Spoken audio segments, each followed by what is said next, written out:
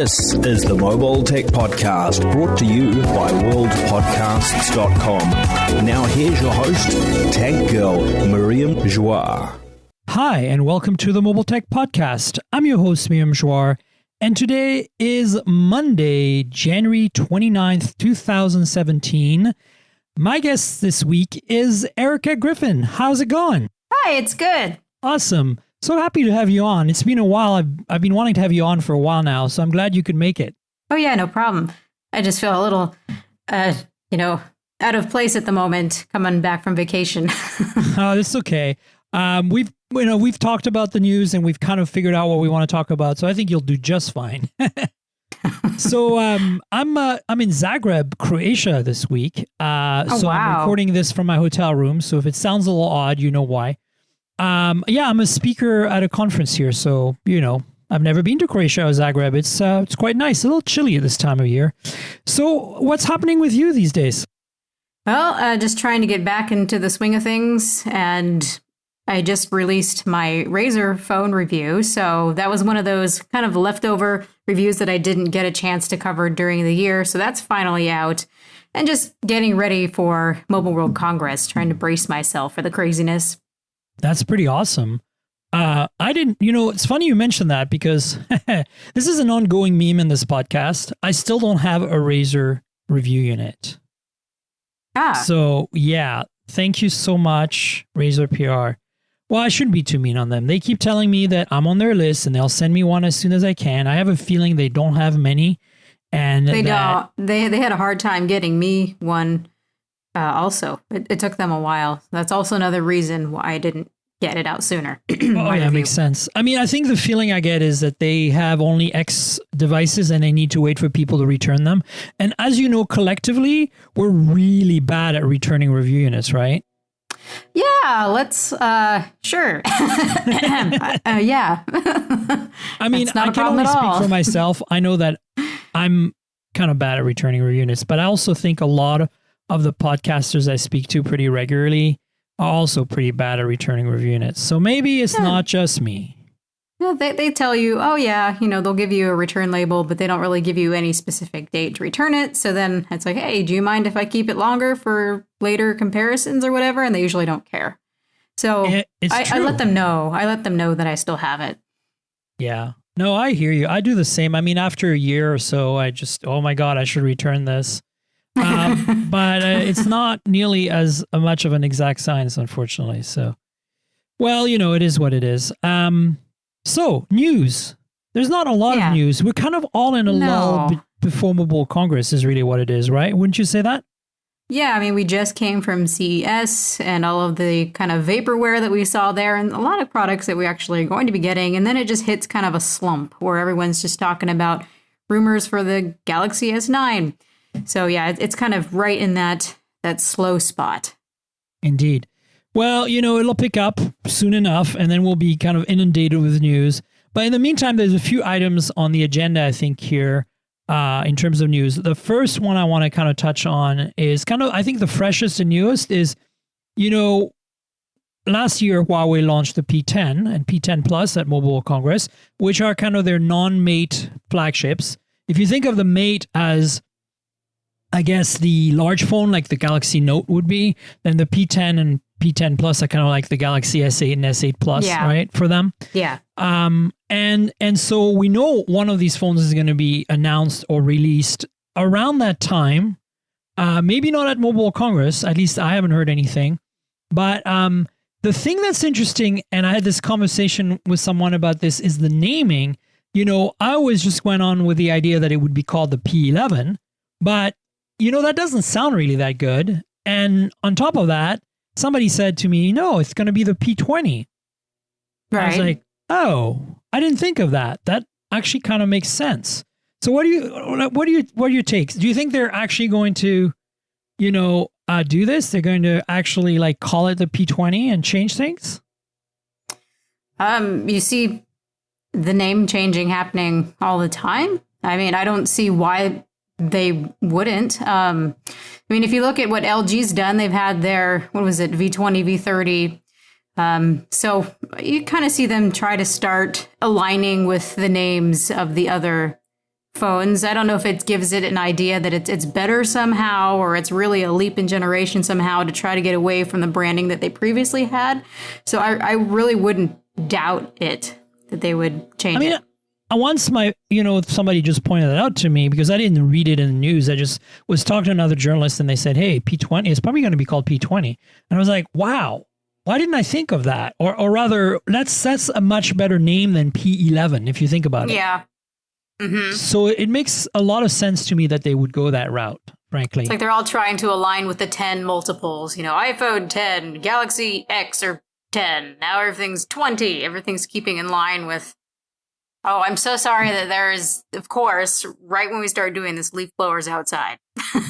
Yeah, I'm hearing that faintly. It's okay. We'll live with it. It's just the life of podcasting. Right.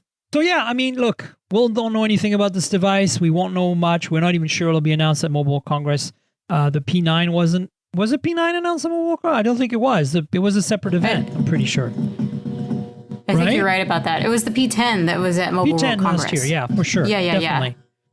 I remember there was like the P10 and then I think the same day was the BlackBerry Key 1 just later on that day. Yeah. It was just madness. It was just madness. That's all I remember. Madness all I remember around. running around and not knowing where I was going when I was getting to the P10 announcement. I was so lost. But eventually you find nice people who are willing to. I think it was actually Josh of Android Authority who was like, oh, hey, and showed me where to go. So, yeah, he's such a nice guy, that Josh. He's been on my podcast. So, I can only say nice things about him now since he's been on the podcast. No, I'm just kidding. I love Josh and I love the folks at Android Authority. They're good folks. They're good people. Oh, yes. Oh, so, yeah, definitely. All right. Well, so the other rumor, this one's like just a name. I can't believe we're actually having a conversation about a potential name.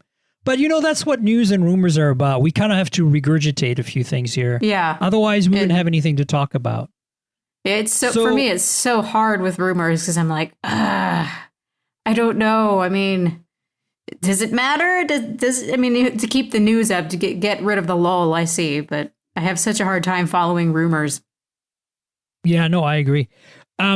So what's cool is that, and we talked about this on last week's podcast with John Fingus of Engadget, but it's cool that there's all these rumors floating around about Galaxy S9 and the Galaxy X or Galaxy 10, which I don't think we're going to see this year. I think it's going to be maybe a very pseudo prototypey thing will be shown very briefly at an event. But I have a feeling that in general, we're going to see something maybe next year. But I kind of wanted to get your feel for the, your thoughts on what you think of these, at least what we know. And we don't really know that much. And we really know nothing. Exactly. You did mention something that I think I want to talk about, which is the variable aperture aspect, because I touched on this with John last week. But I want to discuss it further. But in general, what's your take on this? First of all, on the Galaxy 10, Galaxy X, supposedly a foldable phone with an actual foldable display. Other than the fact that I don't think is going to happen this year, and you don't seem to think that either. Yeah, what is your take on this? Would we want to go back to a flip phone form factor? Is what I'm asking. I don't know. Did you go to the Lenovo event? I think it was a few years back where they showed that they had that bracelet bendable prototype phone. It looked like a phone it was like a snap bracelet. It's straightened out to being like a candy bar shape and then turned into a snap bracelet. I thought that was interesting. I think I might like that a little bit better than a folding, like a wallet type phone. Unless they somehow get it to have a screen on the front and then open it out to kind of be a tablet or have it be like the screen on both sides. I'm not really sure how people would respond to that or know how to use that or what the interface would look like. We don't have any paradigms for that. It would be a total paradigm shift for that. Yeah, I think for me, the only logical way to do this would be to do a flip phone, basically, where the display's on the outside, right? So you unflip it, like you open it and you get a longer, like taller aspect ratio display. You can scroll more and display more. And then you fold it in half and the two displays become both sides, and you can pick up the phone anyway. It knows which way you're looking at it, maybe through face identification of some sort, and it just automatically positions the turns on the part of the display that needs to be turned on. And that's kind of like the more compact interaction, maybe dialing phone numbers, making a call, doing something that doesn't require as much screen real estate. But like a flip phone where the screen would be on the inside, like we've seen these patents show, I don't find that really believable. Maybe for the Asian markets where flip phones are so popular. Maybe, yeah. Right. I don't for see us, that. I wouldn't think so either, because when I look at this, I'm like, is this something they're actually ever really going to release? I mean, when you think of how they started with the bendable displays, we had the Galaxy Note Edge. Was that what that was? And how they just started with the slight bend on one side, kind of just playing with it. I mean, if they start to roll out this new bendable tech, it's really going to, I think, start out more slowly because people don't know what to make of it, for one thing. So I would think for our market that if they do that and they go all out, that it will be, like you're saying, like the screen will be on the outside. And if you open it and turn it in portrait, then you'll have a full screen, like tablet. Yeah, no, that makes sense. The other thing that some people have brought up as an option is that it might be just a quarter of the phone that folds. So you turn from like a 3/4 size phone to a full size phone, or from a 2/3 size phone to a full 3/3 type phone. Yeah. And that's I'm another more option. willing. Yeah, I think because like they did with the Galaxy Note Edge, how they rolled it out slowly to see how people would respond to it. And then, of course, having more time to advance with the technology, that would make more sense just to kind of start out just a little part of the screen, not the whole thing. So I'm really curious to see what they're actually going to do with that. Yeah, I mean, we'll find out, right? I mean, I don't think it's going to happen this year. Honestly, for me, if I had to create a folding phone of some sort, what I'd want is something kind of more like the Axon M from ZTE, but with an actual seamless display. Because I think that, that's going from like a 16:9 display to like basically a square display almost would be, I think, a better use of real estate for my needs. But maybe I'm wrong, and maybe using something like what we've seen in those Samsung patents makes more sense. I don't know. We'll find out, I guess. Right. Well, smartphones these days, we expect to have it be always on, always something we can interact with, and people like to have the always on display, for example. Now, if you fold that in half and you can't touch it, then that people aren't going to really want to open it up to just interact with it. So, yeah, sure. I think it'll be definitely more Axon M-like. Yeah. What about the Galaxy S9? I mean, the rumors are basically that there are some leaked photos from Evan Blass, and they look like, what's interesting to me on these photos is it looks like more like a V30 type or Pixel 2 XL type design, where the kind of edges that roll around the side, like the curved edges of the display we have on the Galaxy S8 seem to be gone, and it's more like a regular, very thin edge bezel now. And I have a feeling, honestly, that's going to make it look less high-tech and modern and bezel-less than the S8, if that's indeed the case. And then the other rumors are, and I want to talk about this with you a little more at length, is the variable aperture rumor for the camera. And then, of course, there's rumors of some sort of face identification technology that can be used for payments, meaning, can be substituted or used together with fingerprint. And that we don't know, but right now it looks like the fingerprint reader will be below the camera in the back, which is a better location than next to the camera, but it doesn't seem to be low enough, in my opinion. I think that, the phones that have fingerprint readers in the back, usually the best spot is about 2/3 down the way, or 2/3 up, I guess. Totally agree. 1/3 down. Where your finger would actually hit. It would hit there naturally. So to have to really go up and stretch, it becomes a natural. There's muscle memory, but I'd rather it be more where it sits naturally. Yeah, I agree. So I think the trick will be to see, if what we've seen in these images where the fingerprint reader is below the camera is certainly going to be an improvement over having it next to the camera like it is today. But I think that it might not be low enough to be right. But again, if this thing has a really good Face ID type, authentication system, then I think it's going to be viable too, right? Because I mean, honestly, I think, having used an iPhone 10 on and off for a while now, it works and it's really nice. And it brings, the concept of like continuous authentication where, if you stop looking at that status screen, notification screen, you don't actually see the notifications. And I think this is definitely the future. There's something there about it that tells me that we're going to take this for granted in a few years on every phone. And what else do we know about Galaxy S9? I don't know. I hope we don't get more Bixby. Yeah, I mean, people are like, can we just get rid of Bixby now? Get rid of the button, or at least let us remap it or something. I know, it's kind of scary. We could turn it off eventually, which I did do. But there were some cool things with Bixby, but I'm just wondered how many people would actually use that. And it's interesting because people ended up being huge fans of Bixby and how you could get it to do several integrated features that were operating system level deep, like turn down the brightness and turn it on silent mode, and it would nest these features and do them all at once. So if you would badmouth it, eventually people got pretty mad. I saw in my comment section, like, what are you talking about? It's so awesome. So curious to see what's going to happen with Bixby. I don't know. I'm not convinced. I'm not sold on this thing. I think that like anybody who likes Bixby is like an edge case. I'm sorry to tell you, folks, if you're a Bixby fan out there.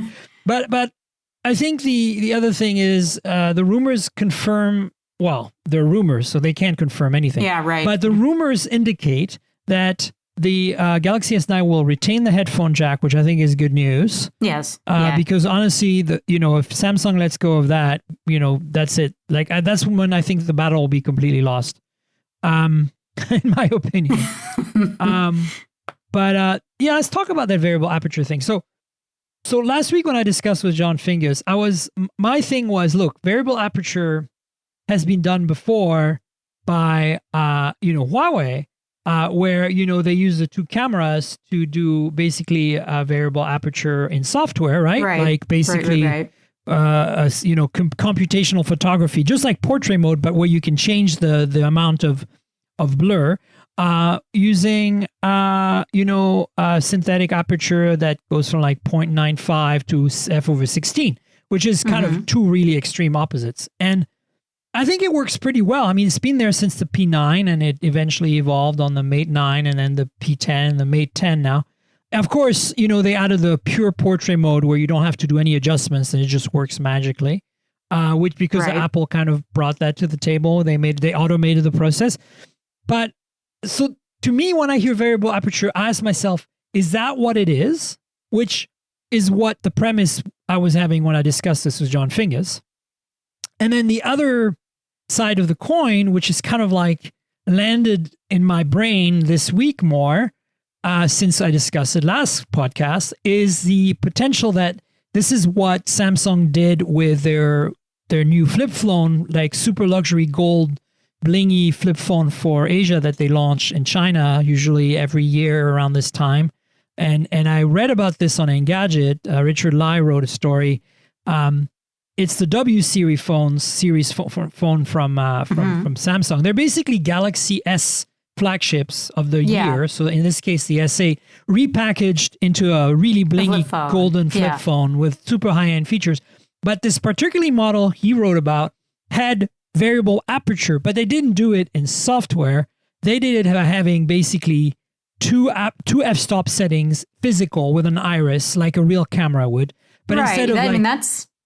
Go on. Is that what they... I haven't read up on that. So is that what they did? They actually have a dynamic iris? Yeah, they have an f/1.5 or 1.6 mode and an f/2.2 mode or something.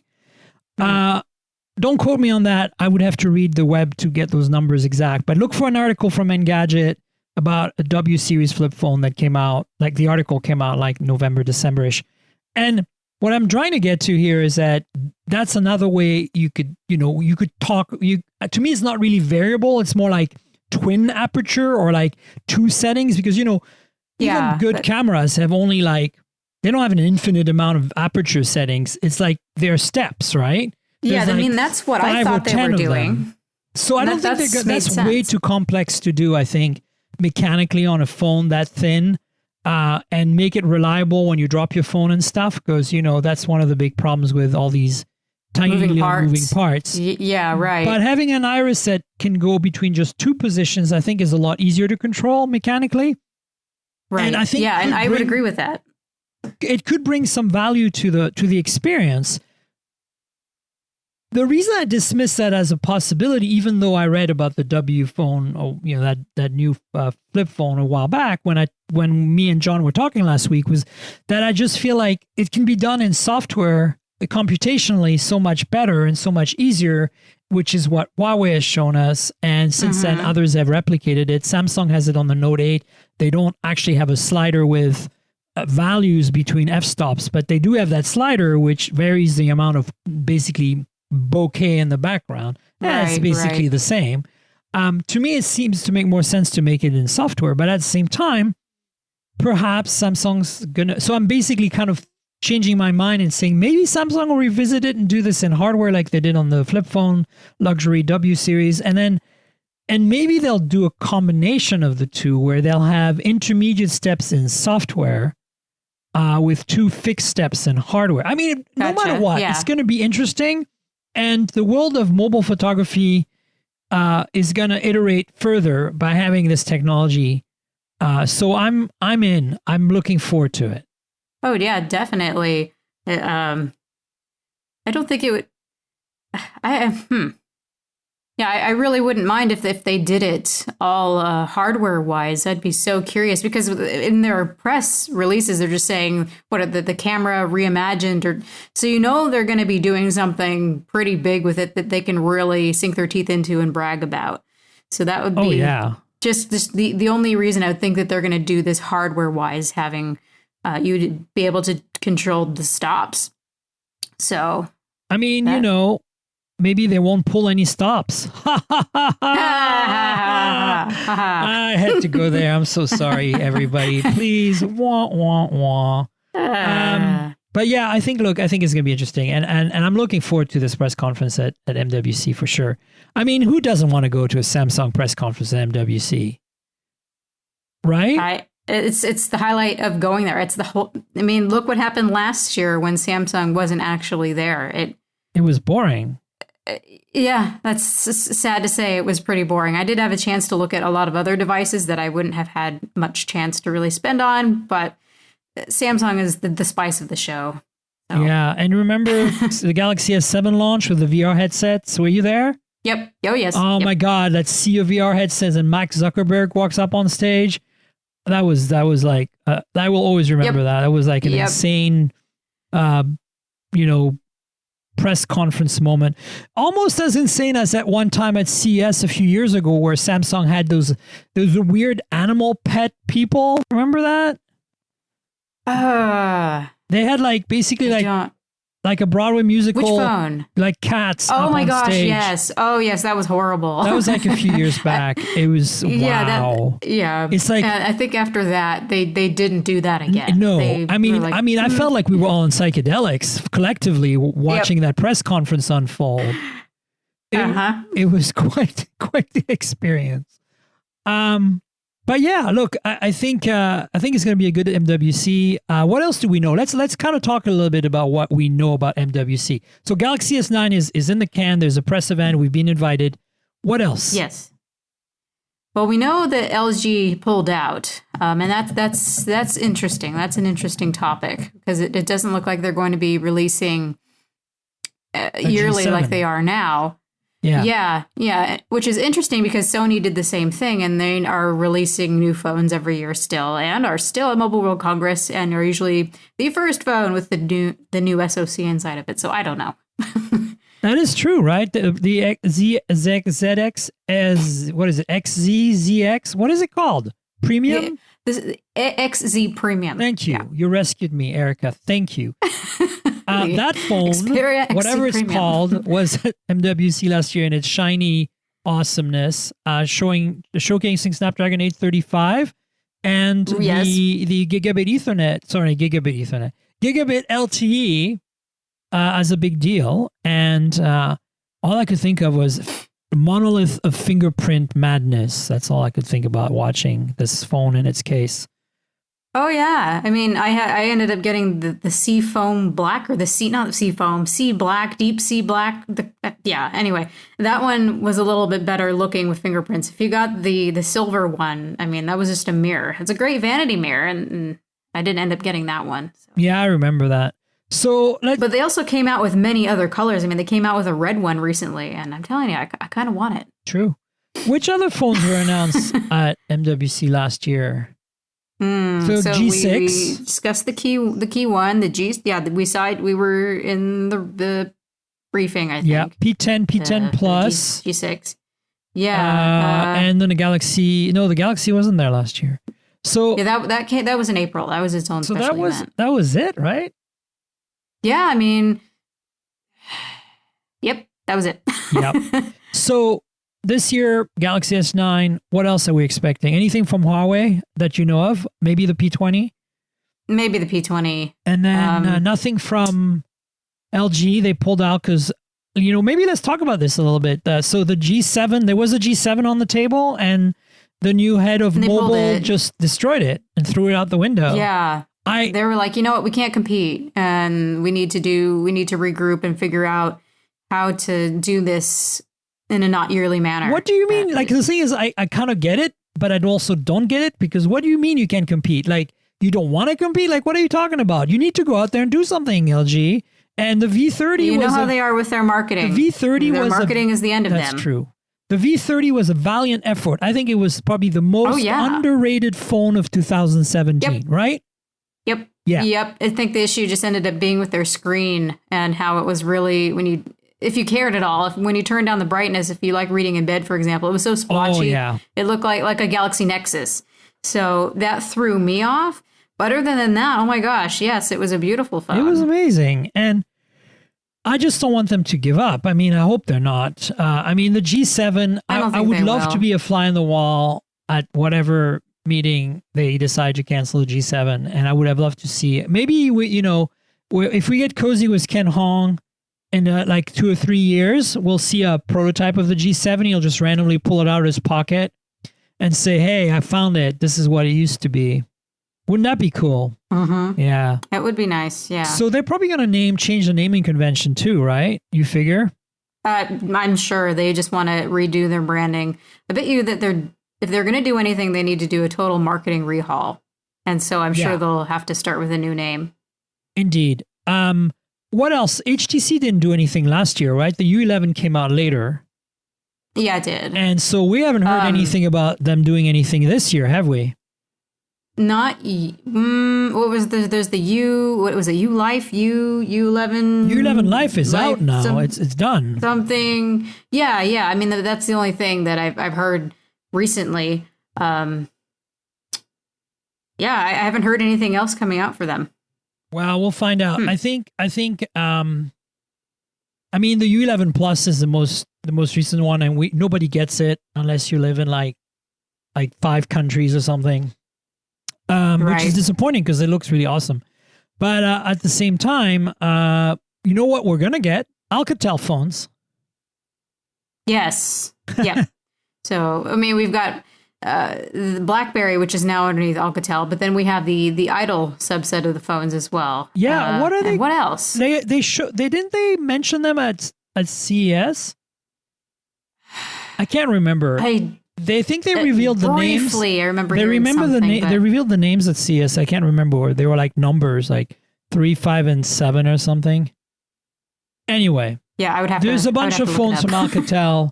We'll stay tuned. Alcatel is an interesting player. I think they make some really nice mid-range phones. Although I have to be honest, my standards for mid-range phones have been completely destroyed and spoiled in a good way by the Honor 7 Plus, which for $200 blows my freaking mind still today after 2 months of using it. It's just like, you cannot go wrong with that phone. I mean, yes, you can in some ways because there's no NFC. You can in some ways because it's got the stupid, crappy, terrible Huawei skin and launcher. But a lot of these things can be alleviated. And for $200, it kicks so much ass, that phone. It's just so good. Like, it really is. Do you not feel that way? I actually haven't gotten to play with it. So that needs to be remedied. Blow. Big blow. Yeah, we need to get you hooked up on that one. I mean, it's I have been phenomenal for the money. I have been pretty amazed of what the Honor brand has done with their range of phones for the price. Yeah, right? So I have to agree there, most definitely. Yeah, so I think that that's all I know right now. I don't know of anything else. So potentially the Huawei phones, and we definitely have the this Galaxy phones, and then we have the Alcatel phones. This is pretty much a sure bet. I would love to see BlackBerry come out with a Key 1 to version 2 or something. It's been a year. Yeah, I would like that. Yeah, I would definitely like that too. I mean, did you have one? Isn't the Key 1 pretty sweet? Yep.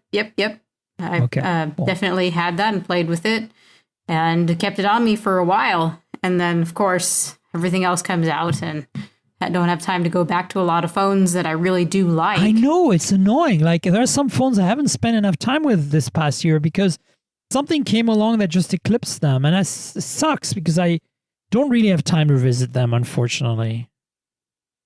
Yeah, I mean, that's how I felt a lot about the OnePlus 5. Not the 5T. I like the 5T, but the gold OnePlus 5, for some reason, I just loved that color and that phone and all of its capabilities so much. And I thought at one point, I'm never going to use another phone. And then everything else came out. The Note came out and the iPhone 10 and Pixels, and that was it. So yeah. And that's the life of a reviewer. Considering the Note and the iPhone 10 and the Pixel 2 XL, both of those are 3 of the top 5 phones of 2017. That kept us busy for a while. Right? Oh, yeah, it did. I mean, yeah. I mean, I kind of ended up burning out last year, and that hasn't happened before because there was just so much and that there were so many great phones. Last year just killed it. Everybody had something that was fantastic. It's true. I mean, I'm amazed it wore you out. You're like impossible to wear out, Erica. What happened? I didn't sleep properly, didn't stop to take care of myself. And these are obvious things, but... Yeah, it's kind of, you need the basic functionings of your body to be able to do stuff, right? Yes. It's tough because, a lot of our listeners here, probably don't realize because unless you've lived the life of the tech journalist, it is a grueling thing. It's hard. Mm-hmm. And, yeah, I mean, they tell you, oh, go get a real job. It's like, do you realize that my job doesn't stop at the end of the day? I'm working 18-hour days easily. So thanks for that. I have a real job. Damn it. I mean, this is as real as it gets. No, exactly. What was I going to say? There's a couple of non-phone things, but kind of related to phone things that we can talk about in terms of news. And that would be the HomePod and the DJI, the new drone. Was it the Mavic Air? Is that what it's called? Yeah, and they invited me to the press event. And ooh, you have a connection with DJI. Nice. Yeah, I mean, it's not easy for me to get out to New York. Was this one in San Francisco? No, I think it was New York, but I did not get to go to that.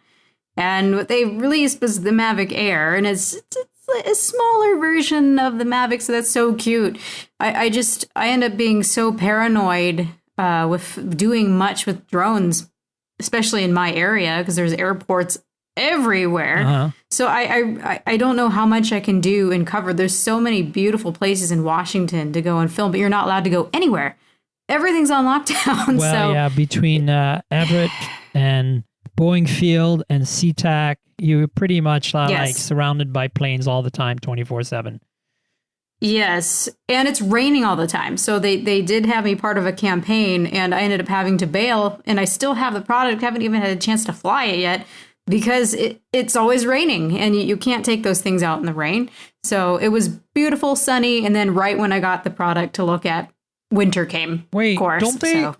Don't they make drones that are IP68 yet?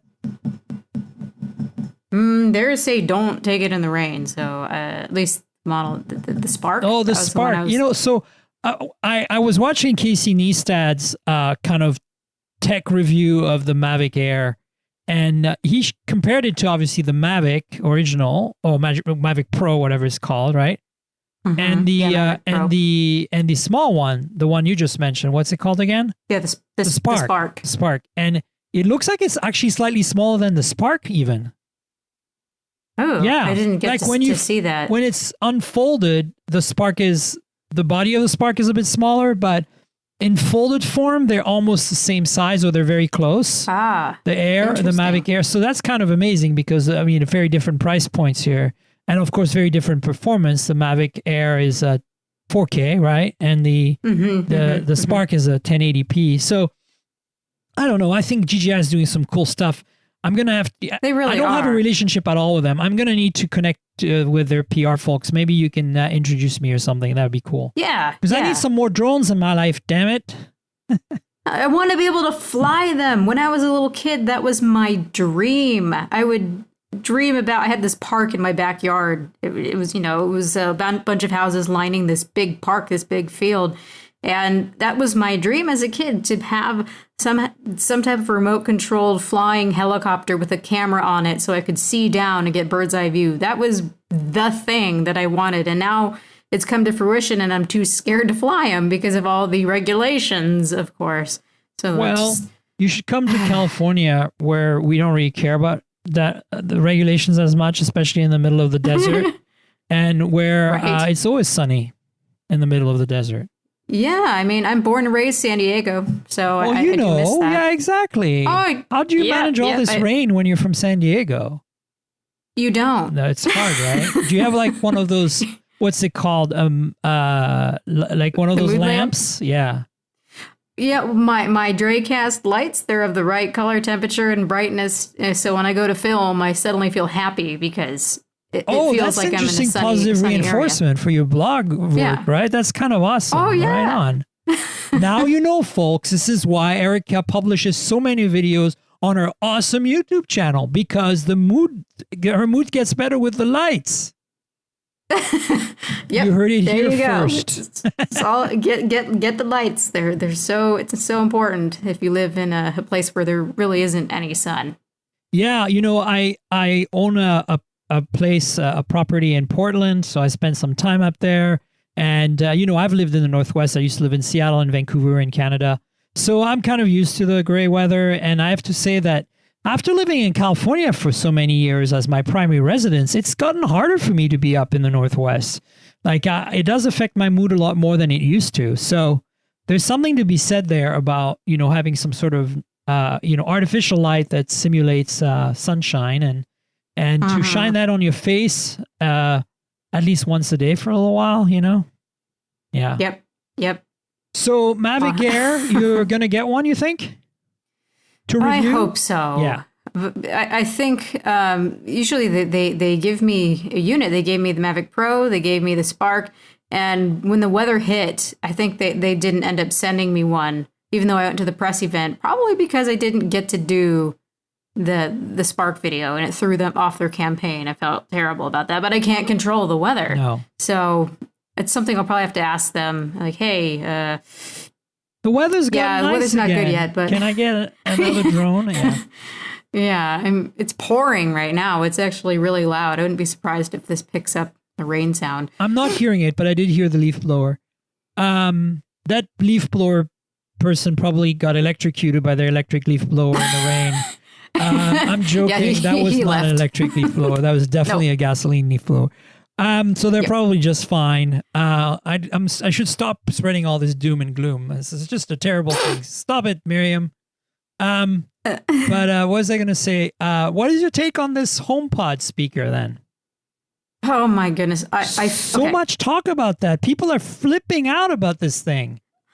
This is where we're going to have to fill me in right now, because I have to say I'm so ashamed that I do not have a HomePod, and I didn't really listen to the press event when they were talking about the HomePod. I'm like, what is it that people love so much about these smart connected home speaker things? I have a hard time understanding it. And it's funny because Google sent me the big one, the Google Home Max? the Max, thank you. Oh, nice. And I was and I haven't even unboxed it because I'm like, what do I do with this? So I would like to hear your explanation for what the fascination is. So maybe you can help me maybe get a little bit excited. Well, sure. Let's talk in general about the speakers, and let's talk about the HomePod. Well, so my take on this is, once upon a time, Sonos ruled the roost with some really awesome sounding, and they still do make some really awesome sounding wireless speaker systems that can be, set up in rooms to be synchronized to play the same music in every room, and can be set up in like nice little stereo pairs if you want slightly higher sound quality in one room. And all was good in the land of high-end modern wireless audio in your house. And then suddenly Amazon did this thing called Alexa and Amazon Echo. And while Amazon's focus was not on audio quality, they did make a speaker that, to kind of peddle their AI Alexa, they did a device, and everybody's Alexa's going off right now. I just love doing that. They made this device that had decent sound quality, and as an aside, could play back music from the Amazon services, right? But the main intent was to give you a touchless UI and an AI assistant in your home that would let you probably ultimately order more stuff from Amazon, but at least, tell you the weather, the traffic, and other stuff. And it took off. It was cool. It worked well. I thought it was gimmicky in the early days. I didn't care too much, but when I saw how people reacted to it and how popular it became, I finally got one myself. I got actually a little Echo Dot, and the little baby one that's really cheap. And I have to say, it's pretty awesome.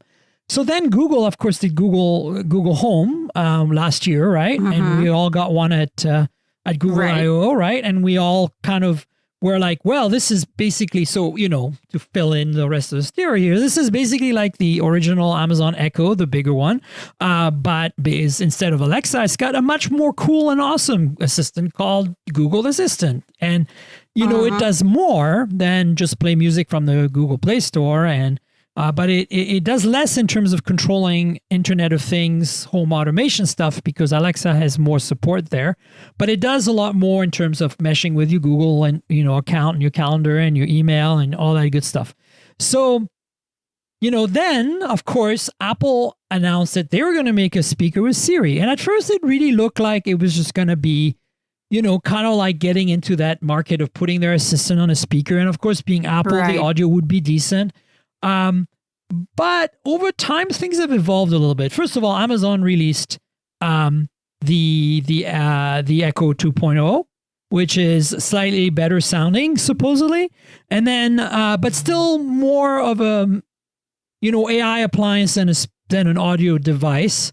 And then Google really pushed the envelope by really launching the Home Max, which is really like sound quality focused AI speaker.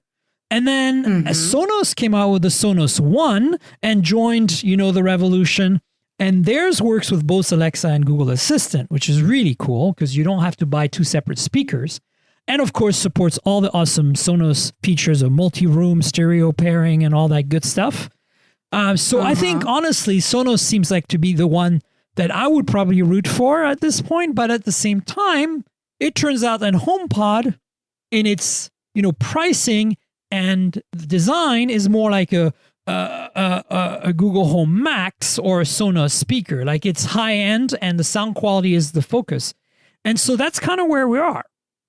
And the HomePod, the more we're like, so, I think the pre-orders, you could pre-order it starting this past Friday. And I think it's available on February 9th, if I'm right. Maybe I'm wrong. Please double check those dates with me. Let's go. You don't have to do that. I'm just, when I say go, please do something, it's generally my listeners. Oh, right. So, okay. but if you want to, go for it. I'm too lazy to start a new tab. But yeah. So basically, the thing is coming. You'll be able to buy it soon, and I'm sure it'll be sold out for a while.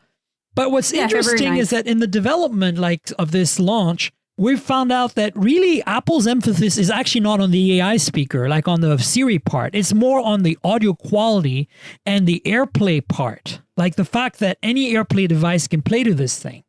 And that means all your Macs and iPhones can directly play audio. If you have an HTC phone that supports AirPlay, you can play directly to the phone. And like Sonos that does use Wi-Fi for their wireless playback, everybody knows that AirPlay and Wi-Fi audio sounds better and is more bulletproof and reliable than anything over Bluetooth.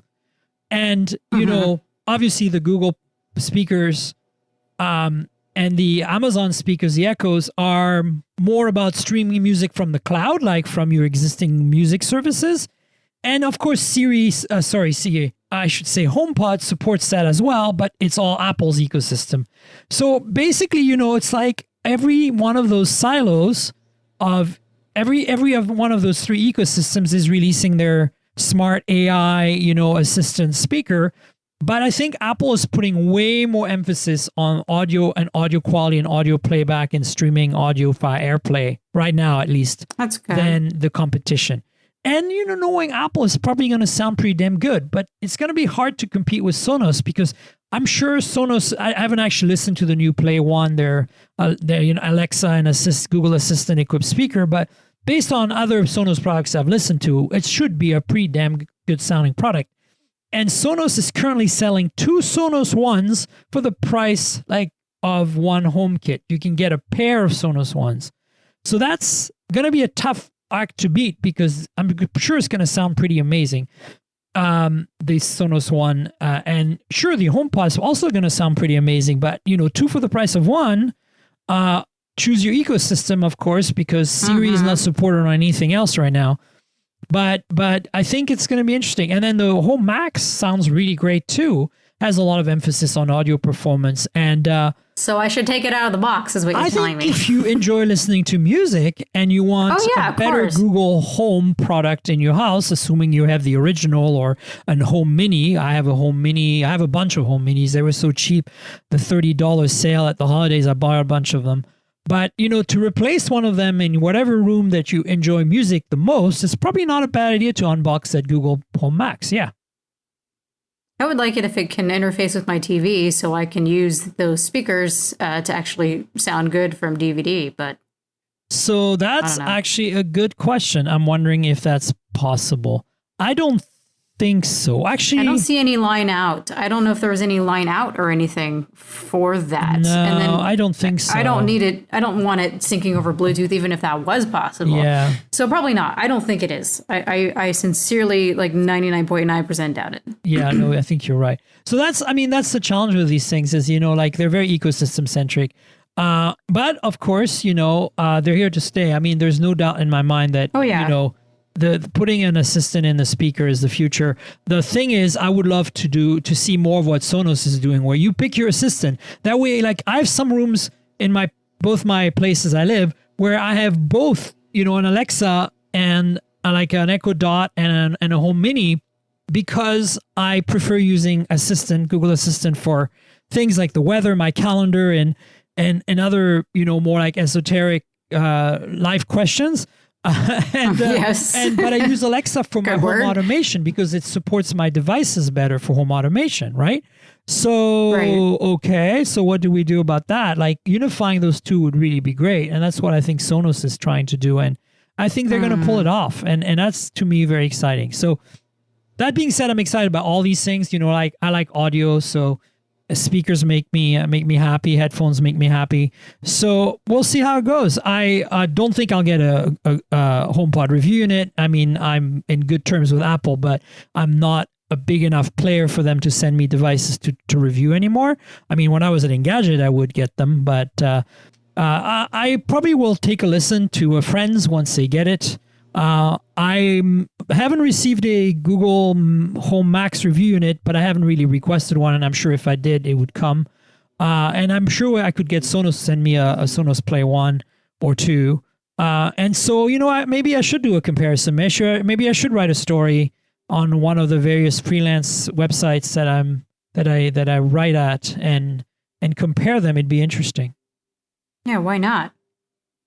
So yeah, that's basically it in terms of news. But I want to talk about a couple of other things real quick. Tell me what your thoughts about CES were. I know it's getting a little old and long in the tooth, but at the same time, what was your experience like there? I was actually happy that there were a lot of non-vaporware type products, and some of them that already were announced back in December. So there were a lot of things that you could actually buy. So I was actually really excited. And Samsung had the wall TV. I'm happy to see that they're starting to actually have a consumer product that's micro LED, even if it's probably going to be $200,000 at least for their TV. But yeah, I was really excited to see that we're kind of starting to be right before we're going to see some micro LED products. So that was exciting. I think it's still 4 years out until we actually see anything truly mainstream in the market, but that was exciting. And one thing I'm really excited for are those tablets that are always connected that are run by Snapdragon 835, hopefully 845. That way it's always on. It's more like a smartphone, but it's got a full operating system on it. That fascinates me. Yeah, no, I think for me, I'm waiting for something like that in a laptop form factor, like, where the keyboard is like maybe like Surface Book or something like that form factor, because I can't deal with those flimsy, screen cover type keyboards. That's always what rubs me wrong. I'm a big fan of the laptop. I'm a laptop person too. Form factor, so that's what I'm looking. I'm not a tablet person, not tablet. But at the same time, with you on that. I've used these and tested them out, and excuse me, and I have to say, like, wow, like Snapdragon 835 and 845 running Windows 10 is buttery, fast, and smooth, and you don't really lose anything. All you gain is battery life, and you gain the LTE capability built in, which I think is a bonus no matter what, right? Mm-hmm.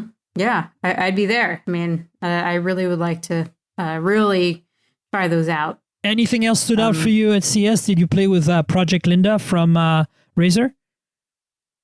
So I didn't actually get to go to CES, but I was on the sidelines watching everything. And Razer Project Linda, I am excited to see that, because I think they're going to be, if they actually bring it to market. And I saw Marquez asking Razer, will you guys do this? And he was like, the PR was like, let's see, maybe we can actually get that to happen. I was just watching and seeing the banter. So I think they are the first company who would actually get it right to where people would want to dock their phone and carry that around. Having it as a trackpad, that's genius. That's a genius idea to me. Yeah, absolutely, right? My one complaint is it being, I mean, we look at Android and then we look at Apple. Apple's really done it well with their iPad and all the third-party support that they have for applications. And you look at Android, and when you have full screen apps for tablets, they don't all utilize the screen space, or they're not adapted for it, and they just look like a phone application, and that would drive me nuts. So I would like it if it was dual boot on this phone with, I don't know, Linux or something that's actually an operating system. Yeah, I mean, Chrome OS maybe even.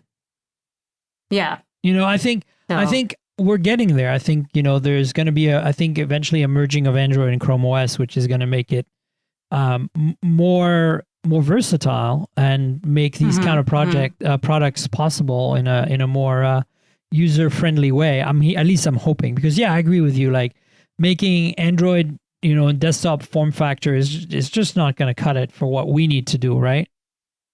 Right. It hasn't taken off. It won't take off. So unless there's something that's actually useful, like you're saying, Chrome OS or something else, I don't think that's really what's holding it back. I'm pretty sure it's the operating system that's holding it back.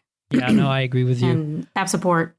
What else did you see come out of CES that made you go, uh-huh? We saw a rollable screen from LG, which looked like it was only a prototype. That TV was cool, though. I mean, it looked in person. It looked. Oh yeah, that's right. The Aibo dog.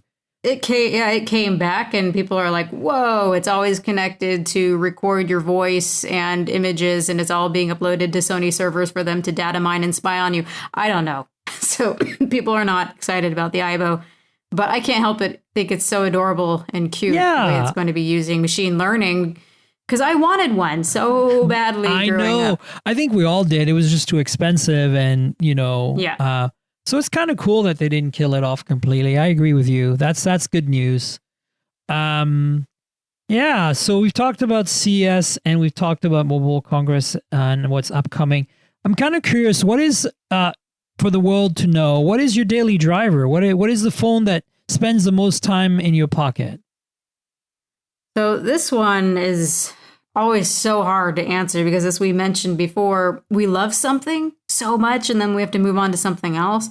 So here it goes. I've got my iPhone 10 that's always connected on one SIM. And then I'll have whatever Android phone that's just in my fancy at that moment. So whether it's my Note 8 or the Google Pixel or the OnePlus 5 or 5T, those three are the Android phones that I've really liked.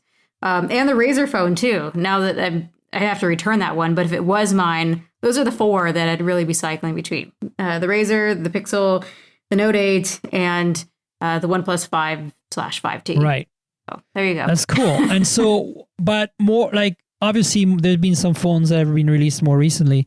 What's the latest phone you've kind of reviewed? I mean, I'm thinking Mate 10 the Pro. Razer phone. Oh, Razer, yeah. Did you get the Mate to play with the Mate 10 Pro? I didn't get it, and people are like, what's wrong with you? And I'm like, it just didn't happen, so maybe I should get my hands on one. I mean, it's not too late, because you still have a bit of a window before the potential P20 comes along. Right. I think that you should ping the folks at Huawei and see if they can hook you up with Honor 7X. I'm sure they would. I mean, yeah, it's worth it. It's a really great phone, honestly. Right. Yeah. Well, I shall ask. Yeah. So, and in terms of phones of 2017, obviously I think you talked about four of them that I think are pretty significant, at least in the top 10. What about other phones like the V30 or, we talked about it briefly. Any other phones really tickled your fancy last year? I liked the Key One, the BlackBerry Key One. Yeah, we talked about that too, huh? Yeah, so I used that one. And what else?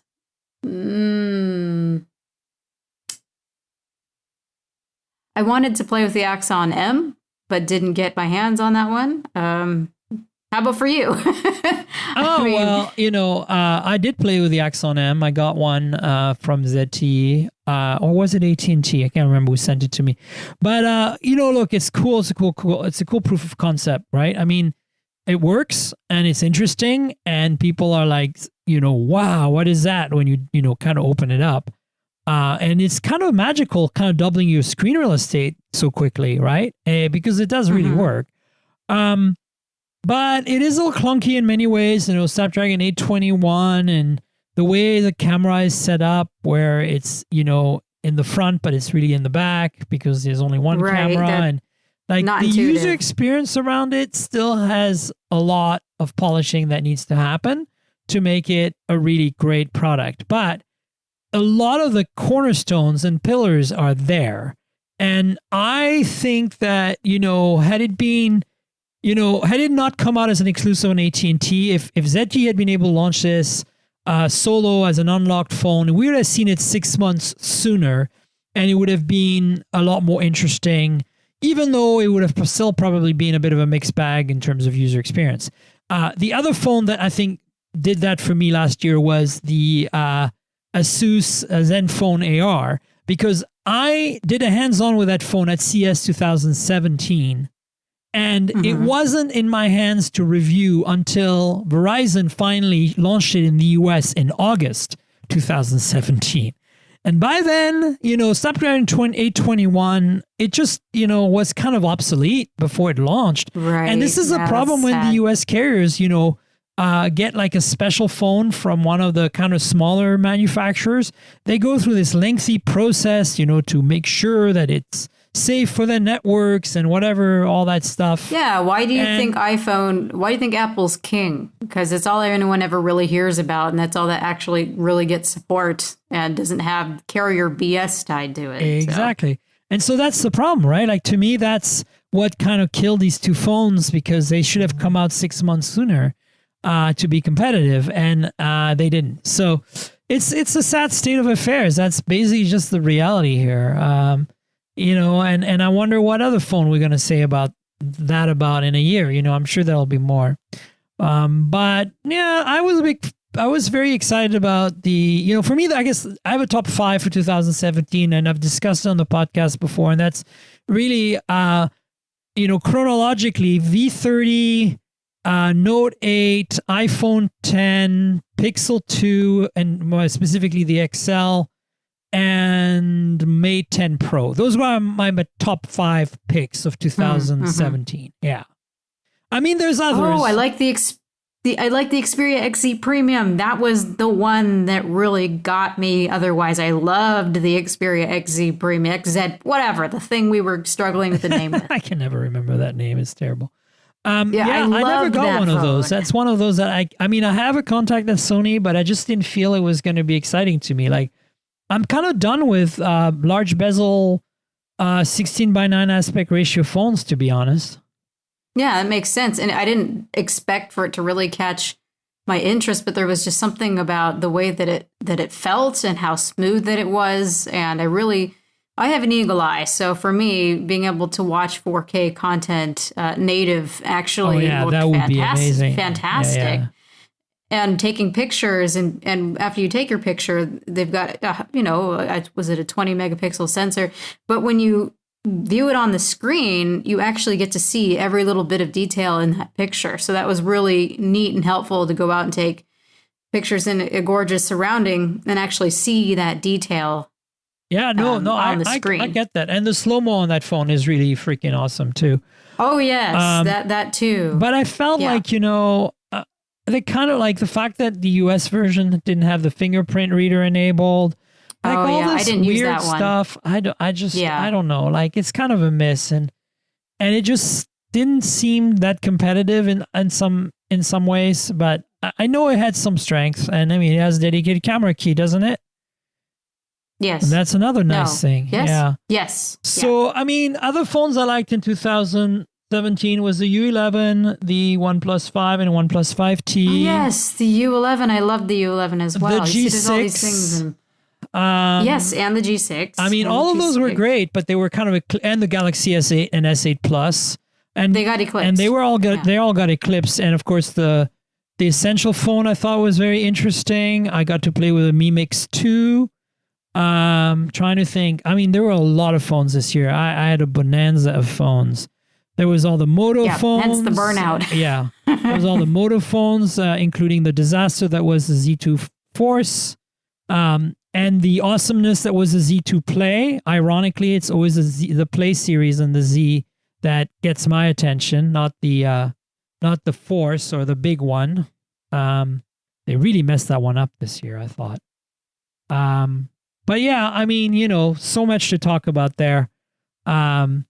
It's tough to be a phone reviewer. So many phones, so little time. Yep. And then if you release it too late, you better call it 1 month later or 2 months later, because otherwise you're late and no one wants to watch it anymore. Everybody hates you. I know. Oh, boy. Yeah. Have you played with any kind of oddball phones this year? Phones that you didn't expect you would get your hands on. For me, that was like the Mi Mix 2. But also I got the Mi Android One phone, the A1, which... runs Android One, which is completely the opposite of most Xiaomi phones that are totally skinned to death. And it's a pretty affordable phone, less than $200, and it runs Android One. Yeah. So that was kind of an unexpected little one. I'm trying to think of others. Any for you? I haven't, and this is where I want to make a better focus this year, because all the flagships kind of have reached a point where they're not moving forward very much. So I'm really wanting to go and look at the underdogs and have more of a chance to look at those this year, because there's a lot of interesting things going on with those. There's a lot of progress So we're kind of at a standstill a little bit with the flagship. So I really do want to get my hands on more of the ones that I wouldn't really get my hands on. So I haven't, but that's going to be my next focus. Sorry, I'm losing my voice. Yeah. For me, I guess, I said Xiaomi A1 or Android One. I enjoyed the Moto E4, the super cheap $80 Verizon phone, because it was, everything we love about a Moto phone, like all the stuff it was very well balanced. Even though it was a cheap phone, it had all the features that you need, including a fingerprint reader and a camera. Right, I miss looking at those. A camera that was actually serviceable, but at the same time, it was so affordable. I kept thinking to myself, if I was really on a budget and I needed a phone that could do everything and was, had as pure of an Android experience as possible, the E4 would really hit the spot, because it's like, it's actually really freaking good, So I could live with it as my main phone, which is kind of insane when you consider that, I rock a Pixel 2 XL as my main phone right now. So yeah. And I really want to get back into looking. Sorry. No, it's okay. Go on. Just saying, it's fascinating to be able to use the device that is the least powerful and get the most out of it. There's something really gratifying about that. Yeah, you're right. The other thing is a bunch of other motos caught my attention. The X4 was a delightful phone. The G5 series were all pretty awesome.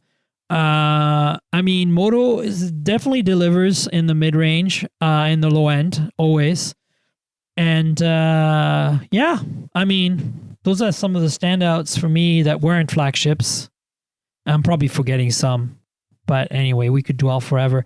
The reason I asked you about this, about kind of oddball phones, is because I wanted to kind of bring up something that I'm playing with right now that I just got to review, and that I just did an unboxing on my YouTube channel, and that's the Cat S41 rugged phone. I got to review the S60 rugged phone from Cat 2 years ago. They had, like 1.5 years ago, I guess. It's the one that has the thermal camera, the FLIR camera built in. And it was interesting. A lot of it was interesting primarily because of the FLIR camera. But the S41 that I just got like last week and I'm playing with right now is kind of like a cheaper even more mid-range than the S60 mid-range, and obviously newer, so it's in some ways better. It's got a better display, for example. But It is more affordable, and it definitely is rugged. It's like mil spec, drop shock resistant, like temperature, weather, crazy, water resistant, all the good stuff. And it's a little pricey, which is kind of hard to recommend because of that. And it doesn't have a fingerprint reader, which is a major bummer these days. But everything else about it, honestly, if you want a phone that's kind of indestructible, it's kind of interesting. So that's why I was like thinking of what other phones that kind of crossed my desk that were kind of like, not phones that I would necessarily buy myself, but they were kind of cool. Something nice to look at, something different. And it's always raining here in Washington, and I do like to go out and to go on walks or hike or whatever. So that would be like the perfect Pacific Northwest, outdoorsy phone. So I wouldn't mind taking a look at that. Indeed. Well, you should request one. Those guys are very keen on getting their phone out there in the hands of reviewers. Related to that, I just got Xiaomi sent me their Mi Sphere camera, which is a 360 camera. And at first I was like, yeah, whatever. Yeah, you send me one. It's cool. I like to try 360 cameras from time to time. Turns out it's one of the best ones that you can buy today in terms of quality. It's insanely high quality, and it's not really expensive. And I'm kind of blown away, and I'm kind of feeling like, wow, I can actually do some cool stuff with this camera. If you go to my Twitter, you'll see I posted a photo like yesterday or the day before. I'm here in Zagreb, taken with it, and it's really impressive, the quality. Yeah, I saw there's some cool, their software interface. They allow you to make tiny planets, and they allow you to do really cool things with the panorama to kind of pan through it. and it's only available. Is it just a Chinese market type? I don't know. Product? I think you can buy it on Amazon, so I don't think it's necessarily. I mean, it's been out for 6 months. It's not like it's new or anything. I just don't know why they ping me about it now. But it's not like my bread and butter to write about 360 cams. So I was like, hell, sure, I'd try one out. Go for it. And I'm kind of pleasantly surprised, to be frank. So there you go. Yeah. It's a mad world. Do you have any 360 cameras? Have you played with any? I have. Yeah, I have the what is it? The Gear 360. Oh, that's pretty old now. Yeah. I mean, I got one during the press event, and I really haven't used it much because I'm like, well, what practical application can I really use this? If I want it to be seen in video, they have to only put on headgear just for that. So if I could get it to stitch or something and look cool, apart from having to use some type of stereoscopic headset, I would.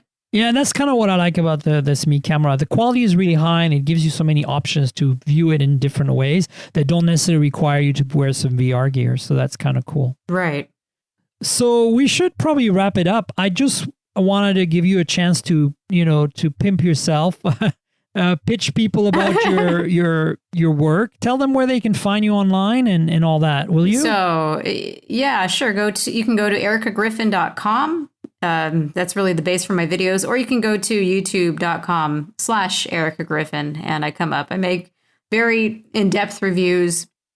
That's really my bread and butter, is to really get to the nitty-gritty that a lot of things are other reviewers will pass over or whatever, because I'm just insane that way. I have to really dive down deep. I just cannot help myself.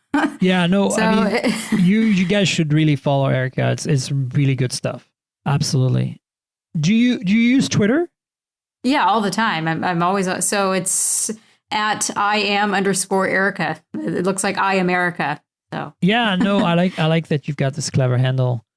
Yeah, cool. You guys know where to find me. I'm at Tankgirl on Twitter. That's TNKGRL. So think comic book character without the vowels. My YouTube channel obviously is Miriam Jouar, like my full name. So youtube.com/Miriam Jouar, Miriam with a Y.